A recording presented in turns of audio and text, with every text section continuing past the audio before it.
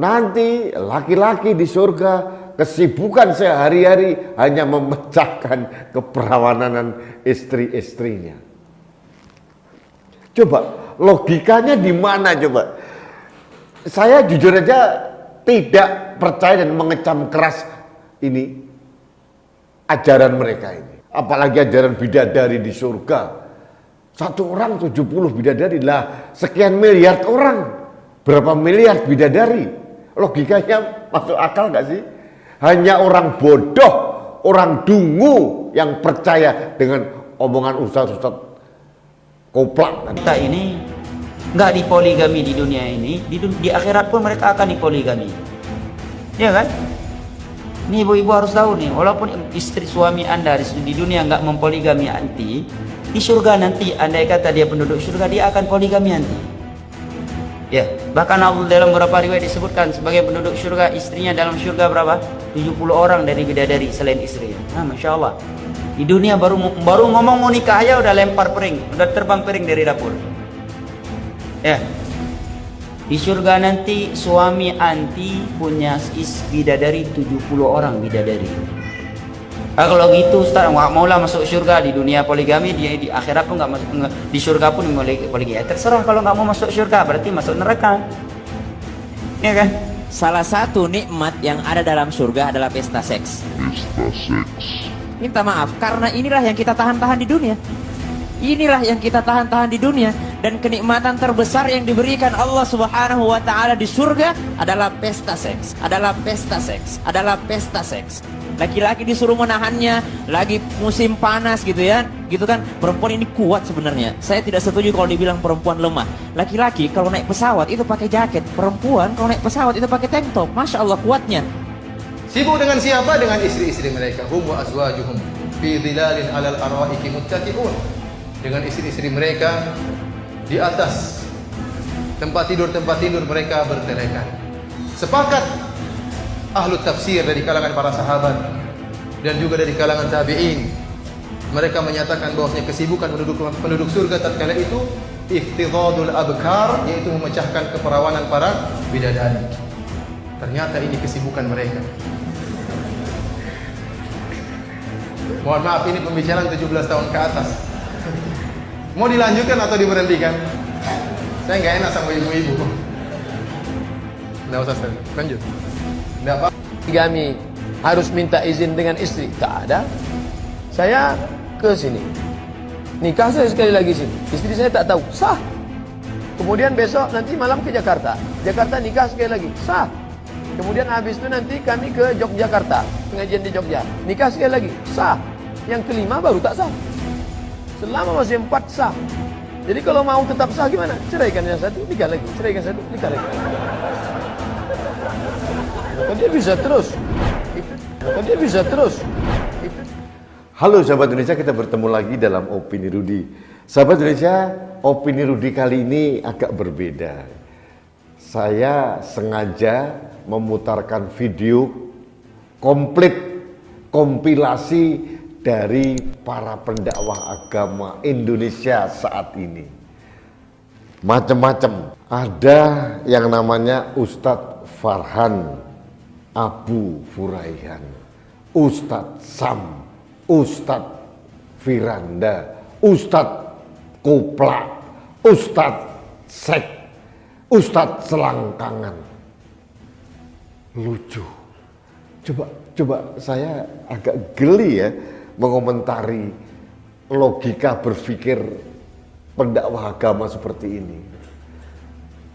Ini tidak mungkin ini dilakukan oleh seorang Profesor Quraisy Shihab, Profesor Nasaruddin Umar, Habib Lutfi, kemudian Kiai Haji Mustafa Bisri atau Khalil Bisri atau yang lain-lain. Gak mungkin, karena intelektualitas mereka tidak akan mungkin bisa keluar kata-kata kasar dan urusan selangkangan saja seperti ini. Nah, ini masalah mesum dan selangkang. Belum masalah objektivitas, ini masuk akal atau tidak. Seperti Ustadz Farhan tadi mengatakan, kalau perempuan tidak mau dipoligami di dunia, itu salah. Karena nanti laki-laki di surga pada saat sudah meninggal nanti itu akan berpoligami dengan 70 bidadari. Aduh, ada lagi anak kecil ini sudah lama, di video lama sebetulnya. Saya hanya geli aja memunculkan kembali, iseng-iseng aja. Kenikmatan kita di surga adalah pesta seks. Karena itu yang dilarang kepada laki-laki selama di dunia. Jadi mereka diberikan kenikmatan pesta seks. Ada lagi yang mengatakan nanti laki-laki di surga kesibukan sehari-hari hanya memecahkan keperawanan istri-istrinya. Coba logikanya di mana coba? Saya jujur aja tidak percaya dan mengecam keras ini ajaran mereka ini. Apalagi ajaran bidadari di surga. Satu orang 70 bidadari lah, sekian miliar orang. Berapa miliar bidadari? Logikanya masuk akal gak sih? Hanya orang bodoh, orang dungu yang percaya dengan omongan ustaz-ustaz koplak tadi. Bayangkan, kita meninggal, raga kita itu tertinggal di bumi, di tanah, lancur lebur, tinggal abu, sudah gak jadi apa-apa. Yang kembali ke rumah Tuhan itu adalah atma atau jiwa atau roh. Lah kok masih ngurusin seks? Ini logikanya masuk akal atau tidak? Kenapa mereka ini mengajarkan sesuatu yang sangat menyesatkan, membodohi orang? Kok ada yang percaya itu loh? Ada ibu-ibu ketawa, bapak-bapak ketawa. Saya heran kalau ada orang percaya dengan omongan orang tadi. Oh nanti di sana poligami.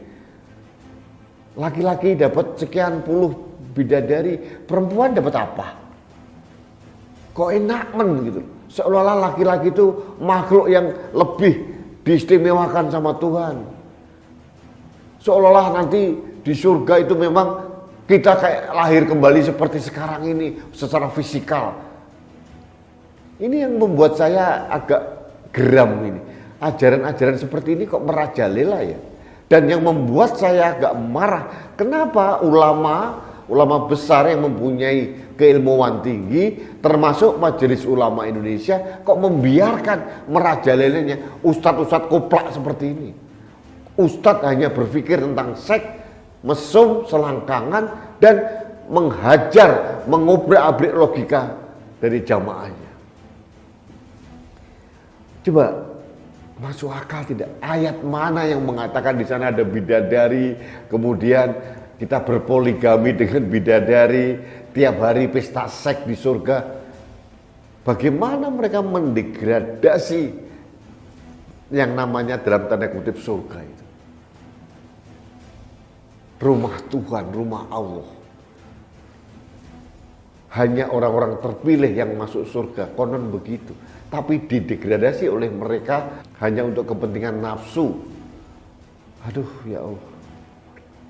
Saya hanya mengajak kepada kita semua, tolong mari kita luruskan jamaah-jamaahnya, dan kalau ada pengajian seperti ini langsung lawan.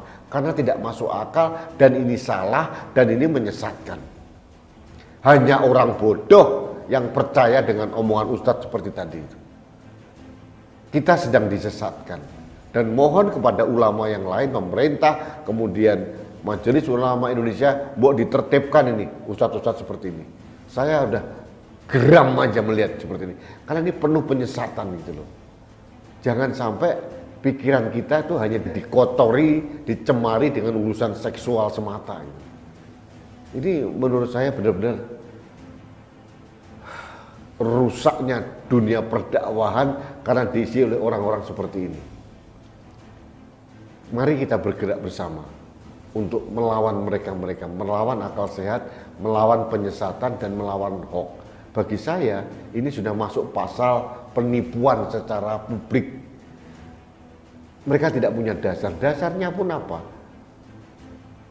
Apa yang mereka buat dasar? Mereka dicari-cari dasarnya. Saya yakin Nabi Muhammad tidak ada perintah seperti itu. Yakin saya, hakul yakin. Lalu kita tuh meninggal, raga kita dikuburkan, lama-lama membusuk kemudian hilang, menyatu dengan tanah kuburan kita. Yang kembali ke rumah Tuhan itu hanya roh, atma. Lah kok diiming-imingi dengan pesta seks di surga? Apakah mungkin roh bisa bermain seks gitu? Aduh, benar-benar ngaco ini. Ngaco sengaco-ngaconya ini, ucap-ucap seperti ini. Mari kita lawan, jangan kita biarkan. Jangan sampai perempuan dimarginalkan, disudutkan, seolah-olah perempuan ini adalah makhluk Tuhan nomor sekian. Salah besar. Tuhan tidak pernah membedakan makhluknya, baik laki-laki maupun perempuan. Di mata Tuhan, saya tahu hanya ketakwaan seseorang itu yang dilihat, bukan dia laki-laki atau perempuan.